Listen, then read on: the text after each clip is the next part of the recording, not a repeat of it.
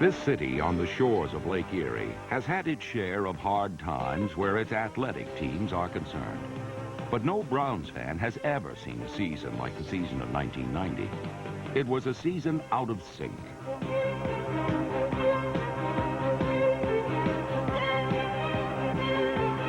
Cleveland's Fumble Fest included 9 in one game, and its turnover ratio was the worst in the entire NFL. It was a season where Bernie Kosar was a weekly whipping boy. Sacked 37 times and knocked down another 54, he spent an embarrassing amount of time on his back.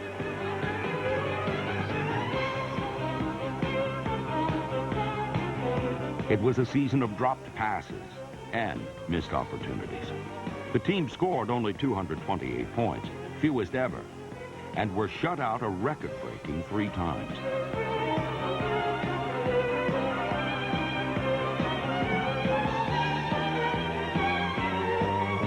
It was a season of poor tackling. The defense surrendered a torrent of 462 points, most in the league, most in Browns history. And it was a season where 4th down became a high-risk down. High snap through the hands of Cagle, rolling all the way back to the 31-yard line. The Browns botched kicks over an incredible stretch of 8 consecutive games. The streak included 2 block punts that were returned for touchdowns against Kansas City. And here is Brian Wagner on the kick. The Chiefs get another block. Ball loose at the 10-yard line.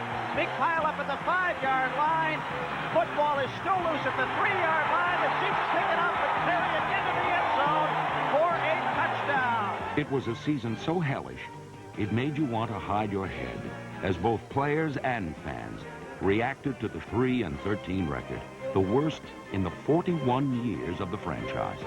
It was a season where dark forces thwarted victory, and when it ground to its gruesome conclusion, all thoughts turned to escaping its fiery wrath.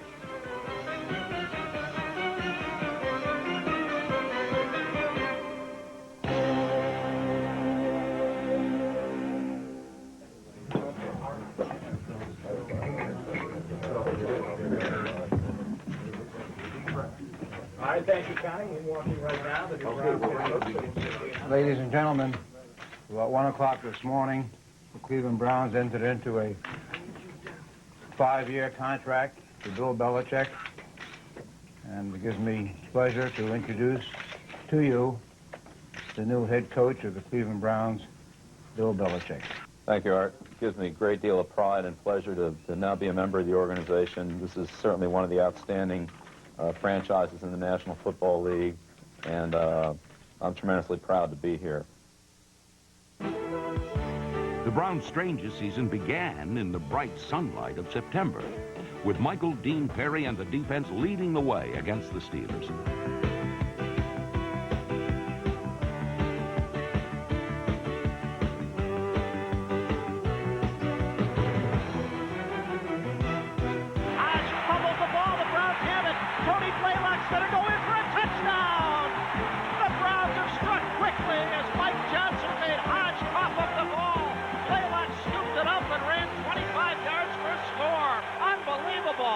What a turn of events.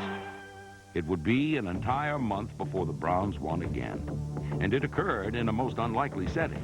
In Denver's Mile High Stadium, Bernie Kosar reminded everyone just how good he can be. In one of the best performances of his career, Kosar brought the Browns from behind with 3 touchdown passes and a pair of stunning 4-quarter drives.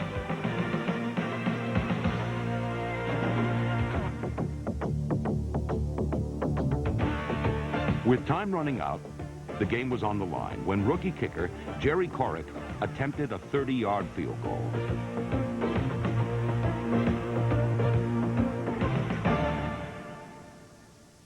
The 1-point win broke the mile-high losing streak dating back to 1972 and gave the team a small measure of revenge for past Bronco indignities.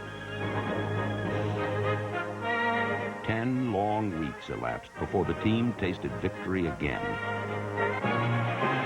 in trouble again. Brought down from behind by Michael Dean Perry. Another sack. A ferocious pass rush feasted on Falcon quarterbacks as the Browns won for the third and final time. If one game symbolized Cleveland's soap opera season, it was a visit to Candlestick Park for a meeting with the only team to appear in more playoff games than the Browns during the decade of the 80s. True to form, the 49ers jumped to an early lead. Montana to Rice. Montana being blitzed, fires end zone. Touchdown, Jerry Rice. Instead of folding in the face of impending doom, the Browns' dogged defense clamped down on the defending Super Bowl champions. Come on, babies, make something happen now. Put it in the hole.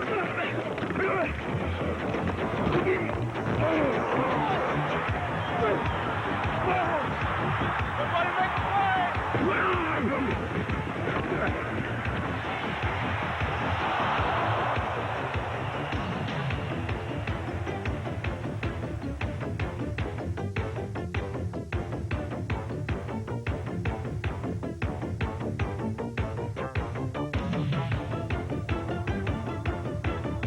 Montana was intercepted twice and threw for only a single touchdown.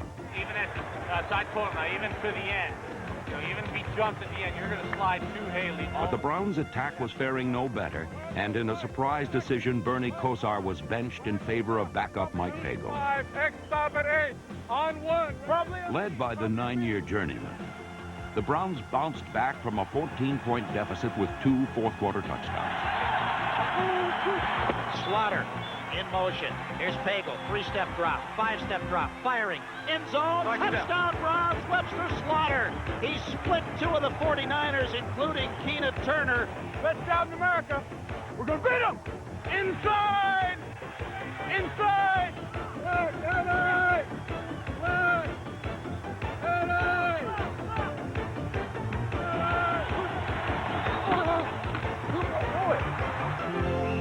Pagel to throw.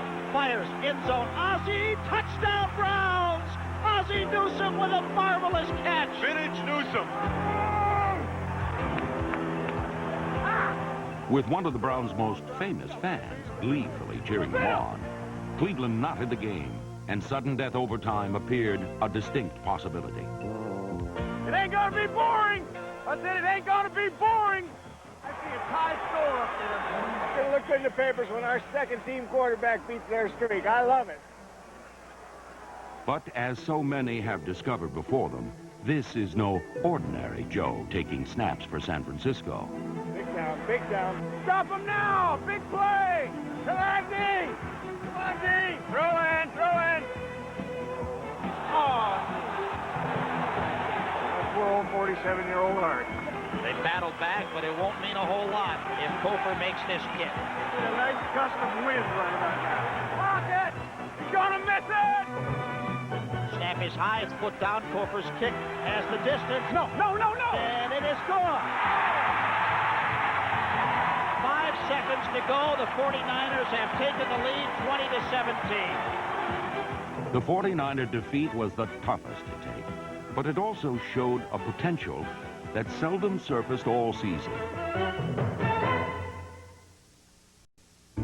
At 39, Bill Belichick is by far the NFL's youngest head coach, yet he has a long history in the game. For the Belichicks, football has always been a family affair, with a heritage that goes back to northeastern Ohio. Belichick's father, Steve, was born in Struthers, less than 100 miles from Cleveland. From 1938 through 1940, Steve starred for Western Reserve and is a member of the University Hall of Fame. In 1941, the elder Belichick decided to make sports his profession, joining the Detroit Lions, where he played fullback. Continuing his career in athletics, he became coach at Hiram College, which coincidentally was the site of the Browns training camp. In 1961, when Art Modell attended his first camp as owner, young Belichick was also there. 30 years later, their paths would cross again. Bill's father was also an assistant coach at Navy, where, due to his long association with the academy, the Browns' new staff has some roots. Quarterback coach Gary Tranquil and new defensive coordinator Nick Saban first met Bill Belichick there. Meanwhile, in the unlikely setting of one of the country's best prep schools, Phillips Academy in Andover, Massachusetts, young Bill's undergraduate athletic career got off to a start in the early 1970s. From there, he went to Wesleyan University in Connecticut, where he majored in economics and, wearing number 86, played some mediocre tight end, to use his own words. In 1975, he joined the Baltimore Colts, where his NFL coaching career began at the tender age of 23. In 1976, he joined ex-Navy coach Rick Forzano in Detroit to coach the Lions receivers and special teams. Another member of that staff was a future Browns nemesis as head coach, Jerry Glanville. 2 years later, Belichick became a Bronco and went to the Super Bowl with that team. Then, in 1979, on to the Giants, where in a dozen years he rose from special teams assistant to Bill Parcells' defensive coordinator.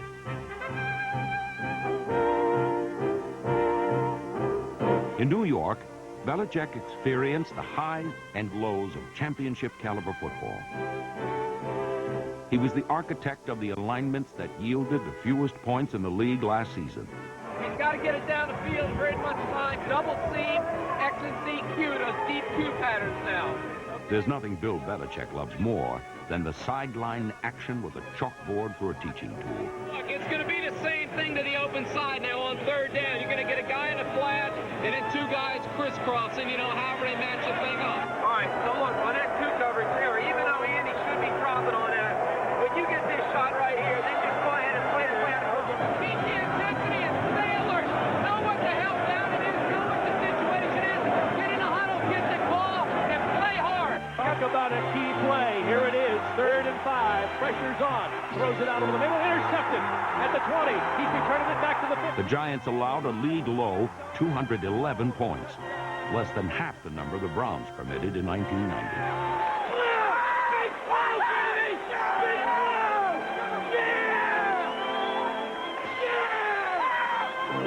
New York has always revered great defense, and a key characteristic of Belichick's team is they've played their best in the biggest games. Good afternoon from the Rose Bowl, where the Denver Broncos will be meeting the New York Giants. It is a big question whether the Giants, with their outstanding defense, can handle the trickery of John Elway. In Super Bowl 21, stopping dangerous John Elway was the defensive priority. The Giants achieved their goal and took command of the game.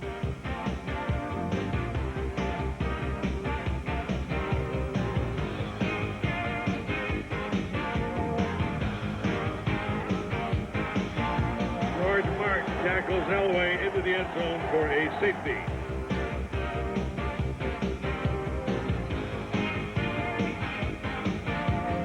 Last year, the road to the Super Bowl again was paved with defensive heroics.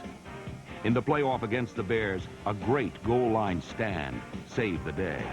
The ball is a half foot away from the goal line. 4th down. Handoff. Buster stop.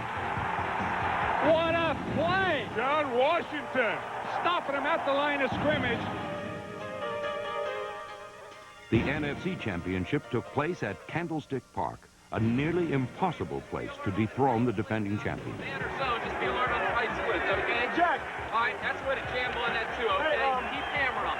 Keep hammering those outside receivers.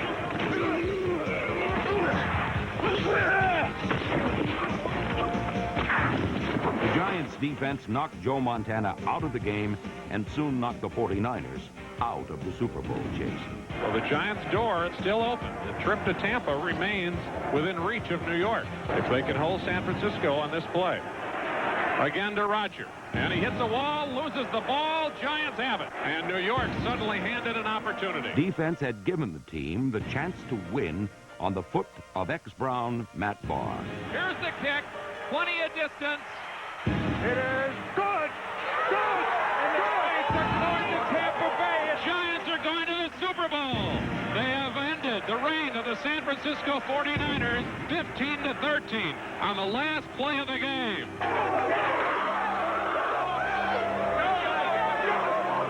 As testament to the team's performance in the most crucial games, Belichick's defensive squad allowed only a single touchdown in each of their 3 postseason games, including Super Bowl 25.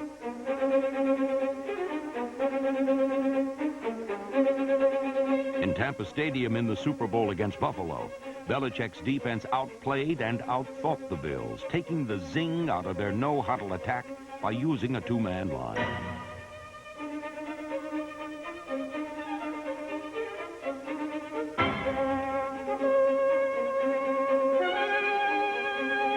The Giants' dramatic victory gave New York 2 Super Bowl triumphs in the span of 5 years. It showcased the defensive dominance that made them champions. Giants have won Super Bowl 25. National Football League at its very best here tonight. One thing is certain. Bill Belichick comes to Cleveland as a winner. Take it up in there now, youngster. Let's go now. One flip to weak right, 26 on. After 6 seasons, it's hard to believe. But Bernie Kosar is no longer the youngster. Instead, he's the battle-tested leader of the offense. He's grouchier, tries to give us a Bobby Lane imitation in the huddle, kicking linemen in the shins and stuff. No, BK has seen the darker side of football, so he's a little more bitter and a little harder, but that's how you win in this league. Let's go H&Y Trail X Stutter. You got the post. Keep your head up. Make him run over you. Little extra time, man. Little extra time. You got it. Let's give him all day now. You definitely want to show when you're in the huddle that you're in control, that you know what you're doing, Sell it now, Webb. Sell it. that you believe in the play you're calling, that it has a chance to work. Let's do it. Let's give him Let's pop one. Come on. Weak right hump trips or let's go HY Trail X Stutter on 2. Hey, Little 8-8. Little 8-8. In 1990, Kosar missed the playoffs for the first time as a pro. Here's Kosar throwing end zone. Slaughter. Touchdown, Browns. But Bernie is healthy and looking forward to the new regime. I feel good throwing. I'm throwing the ball as far as I've had throughout my career, and feel like I'm able to make all the throws.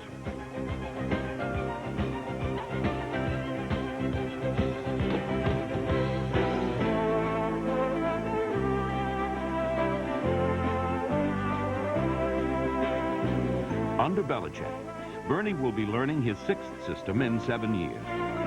But his targets are familiar ones. The Browns have a tough, sure-handed trio in Brian Brennan. Number 88, Reggie Langhorne. And number 84, Webster Slaughter. They can go get the football and hang on. Brennan's circus dive against Buffalo was probably the catch of the year. Throwing left side for Brennan. Got the ball at the end-zone line and out of bounds. On a remarkable catch, Brian Brennan.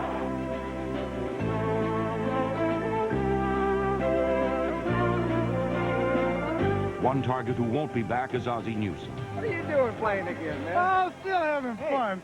I watched you on film a little bit now. Still having fun. You look better than you did last year. You might have to play another year. No. This is the year the Wizard said no and meant it. In 13 seasons, he never missed a game, and his only regret is never winning a Super Bowl ring. But Ozzie still has a chance as a member of the Browns front office staff.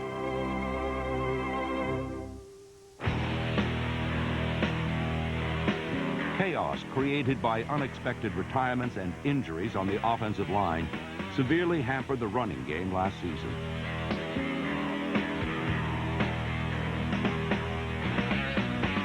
But the Browns will run in 91. For Belichick's credo is that ball control is the foundation for winning in the NFL.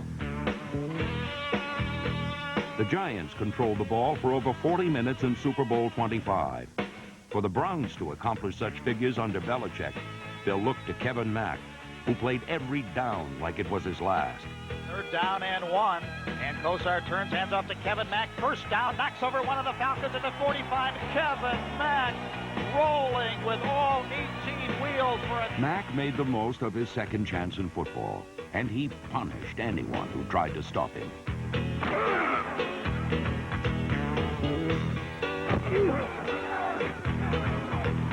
Back hit down, touchdown Browns. And did he ever punish Vince Newsom? He dropped him. Vince Newsom is flat on his stomach, lights out. As Cleveland's most valuable offensive player, Mac's running was exceeded only by his effective blocking. Definitely something I take pride in. When I was in college, that's basically what I did with block. That's what I was real good at. So I take a lot of pride in that. I feel good about that. The only flaw in Mac's game is his proneness to injury. Hopefully, the Browns uncovered a worthy backup in last year's top draft choice, Leroy Hoard. Hoard gives us a strong backup behind Kevin Mack. He's the same kind of a ball carrier as Mack. He showed great running ability. Hoard up the middle, draw play, 5, 4, 3, 2, 1, touchdown Browns! One player who can't wait to redeem himself under Belichick next season is Eric Metcalf, whose multiple talents seldom surfaced last season. One of the prime goals of the new staff will be to unleash Eric's lightning. For given a sliver of space, he'll break a big play.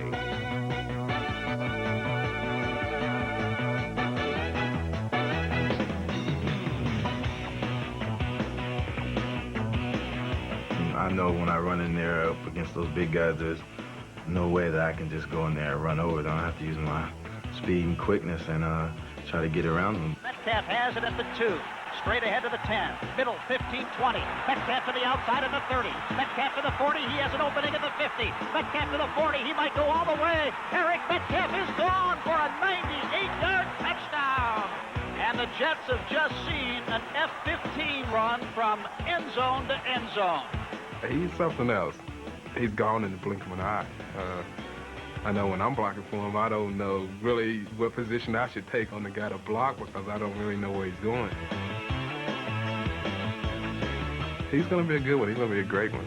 Metcalf at the goal line. He'll come out to the 10. Metcalf cutting left to the 15, across the 20, 25, 30, back to the middle to the 35, 40. Metcalf might be gone. Eric Metcalf is gone for a touchdown. And that is a Metcalf special. Left to right, back to the left, and back to the right, and gonzo. Explosive Eric Metcalf will be a big part in Bill Belichick's offensive plans in '91. The attitude that I'd like for the Browns to have is an aggressive one offensively. I believe in putting pressure on the defense, both in terms of scheme and personnel. I want to get our best players on the field, and I want them to be in positions and situations where they can attack the defense. Our defense will be the kind of defense that will put a little apprehension in other teams. I think we'll be the kind of defense that teams, when they'll look on their schedule and say, oh, man, we got to play the Browns this week. It's intercepted. It's intercepted by Mike Johnson. He's at the 50. Mike Johnson at the 40. The Chargers 30. Mike Johnson at the 10. 5, 4, 3, 2, 1. Touchdown! 63 yards. Mike Johnson.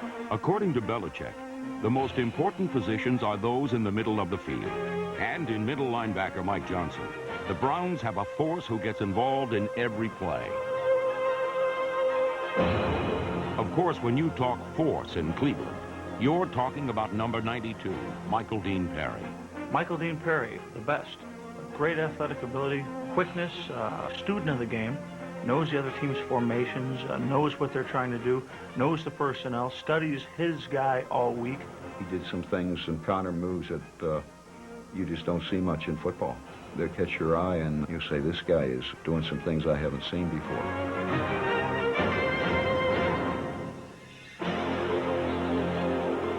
Michael Dean Perry, that's like a cuss word in my vocabulary.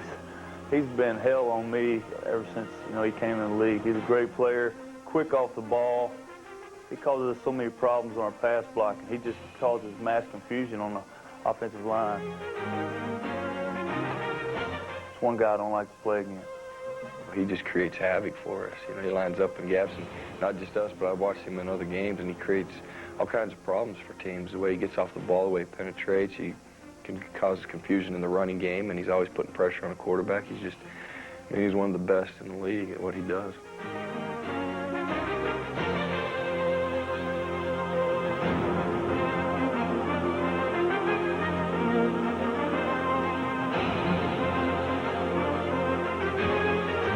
the quickest defensive lineman in the game today, Perry's super acceleration allows him to reach a ball carrier almost simultaneously with the ball. His fondest dream is to intercept a handoff and return it for a touchdown.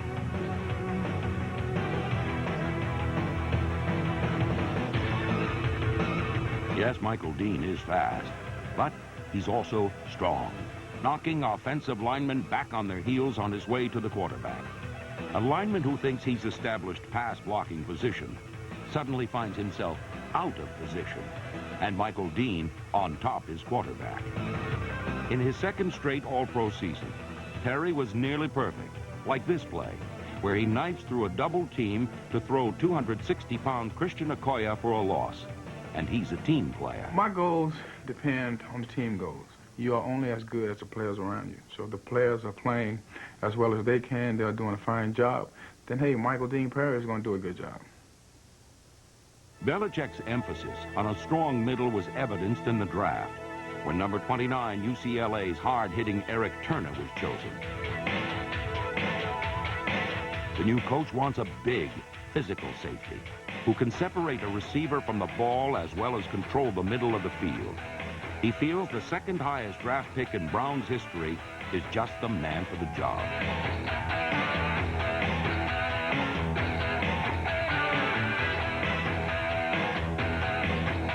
At safety, Turner will team with another player of promise, Thane Gash. Gash is a guy that the tip of the iceberg has been touched as far as he's concerned. He is going to be a good one. He's a big hitter.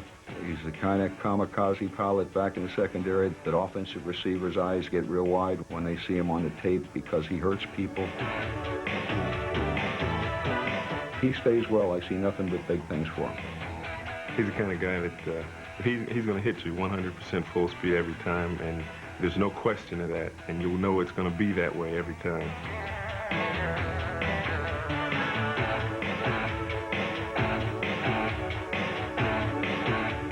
I try and be around the ball a lot. I just try and hustle, and wherever the ball comes down, I try and get there before the whistles blow.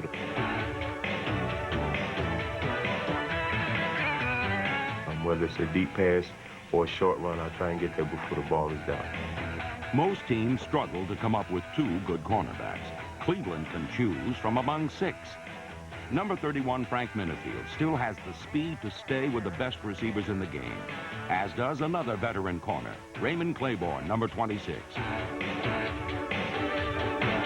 Claiborne, Minifield, and Mark Harper, number 23, represent experience at cornerback, while Stephen Braggs and Tony Blaylock, number 24, are the youngsters.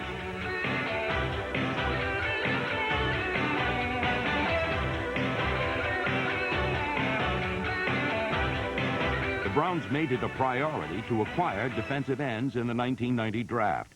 Number 90, Rob Burnett, was a 5th-round choice from Syracuse, and number 98, Anthony Pleasant, was a 3rd-rounder from Tennessee State, a school that traditionally turns out fine pass rushers like Buck Buchanan, Too Tall Jones, and Richard Dent. The pair of rookie bookends kept learning, kept hustling, and by season's end, both were starters. Hopefully, they'll continue to improve and take the pressure off Perry, who's double-teamed so often. One thing for certain, under Bill Belichick's philosophy of punishing physical football, the pass rush must improve. So must outside linebacking, where number 50, Van Waiters, is one of the best pure athletes on the team. If he gets the right teaching from the new staff, he should be a candidate for a starting role. A fixture at the other outside spot is Clay Matthews, who's exceptional at the line of scrimmage. 13 years have taken their toll, but the former All-Pro is the type of heady, experienced player Belichick will rely on while he constructs his new team. I'm looking for players who will put themselves behind the team, unselfish players, and what I'd like to see the Browns have is an aggressive, hustling, competitive team with a good work ethic, and just go out there and compete on every single play, every Sunday, every year. I feel like that's the way I've been brought up. I think that's the way a lot of people in this town and in the state live their life, and that's the way I'd like for us to do it on Sunday afternoon.